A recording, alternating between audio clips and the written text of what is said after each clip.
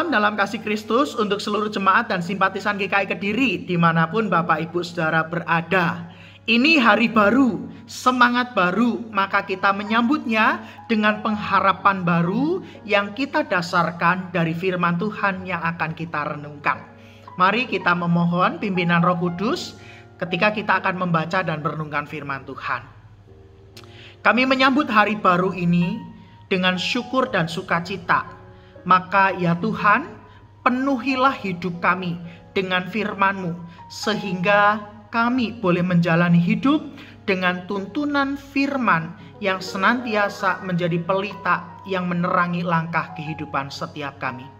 Kami siap menyambut firman-Mu ya Tuhan, di dalam nama Tuhan Yesus kami berdoa. Amin. Sarapan pagi ini kita akan merenungkan tema, Ups, hati-hati diintip dosa. Diambil dari Kejadian pasal 4 ayat 6 sampai yang ke-7. Firman Tuhan kepada Kain, mengapa hatimu panas dan mukamu muram? Apakah mukamu tidak akan berseri jika engkau berbuat baik? Tetapi jika engkau tidak berbuat baik, dosa sudah mengintip di depan pintu. Ia sangat menggoda engkau, tetapi engkau harus berkuasa atasnya. Terpujilah nama Tuhan. Bapak, Ibu, dan Saudara, kita tentu tidak asing dengan slogan yang pernah menjadi tagline satu berita tertentu.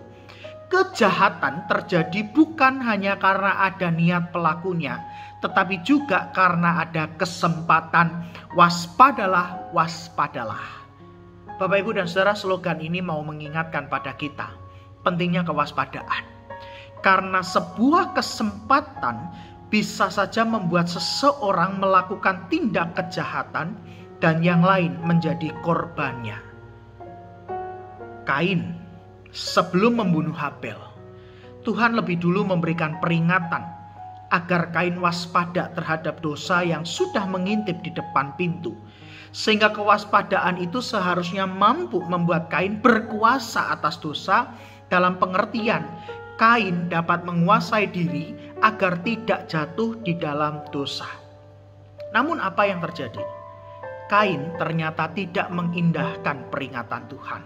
Hatinya dipenuhi dengan amarah dan kebencian. Iblis mengambil untung dari kesempatan yang diperolehnya, sehingga terjadilah kekerasan atau pembunuhan pertama dalam kisah Alkitab. Bapak, Ibu, dan Saudara, dari kisah Kain maupun slogan di awal tadi, saya mau mengajak kita berefleksi demikian. Bahwa sebagai anak-anak Tuhan, kita pasti tahu apa yang benar, apa yang Tuhan kehendaki, apa yang harus kita lakukan sebagai orang benar. Dan saya yakin tidak ada satupun di antara kita yang punya niat jahat terhadap sesamanya. Tapi ternyata semua itu belum cukup kalau kita tidak waspada dan berhati-hati. Sebab ternyata si jahat selalu punya kesempatan untuk menggoda dan membuat kita jatuh dalam dosa. Si jahat selalu punya kesempatan untuk membelenggu hati kita dengan kemarahan, kebencian, dan kekecewaan, sehingga pengampunan menjadi hal yang sulit untuk dilakukan. Si jahat selalu punya kesempatan untuk menguasai mata kita, mulut kita, bahkan pikiran kita, sehingga kita selalu melihat orang lain buruk di mata kita. Kita selalu mengomentari orang lain secara negatif seolah hidup kita yang paling benar. Dan kita selalu menaruh curiga pada orang lain. Kesempatan yang dimiliki oleh si jahat selalu diperhadapkan pada kita supaya kita bisa memilih. Dan setiap pilihan yang kita ambil itu menentukan apakah kita berhasil menguasai diri kita sedemikian, atau sebaliknya diri kita dikuasai oleh dosa. Makanya kita tetap perlu waspada. Dan kewaspadaan bukan hanya soal tahu apa yang baik dan benar.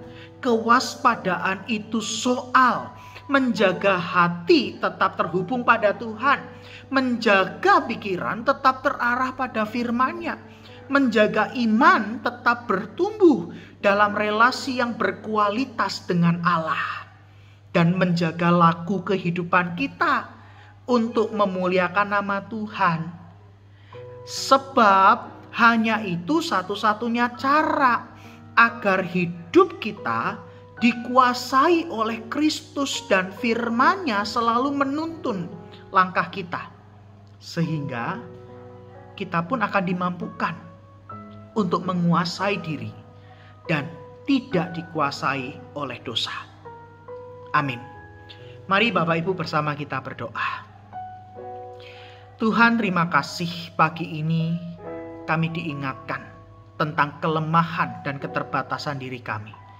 Dan kami butuh untuk tetap waspada dalam hidup ini, sehingga hidup kami tetap menunjukkan laku kehidupan sebagai orang benar.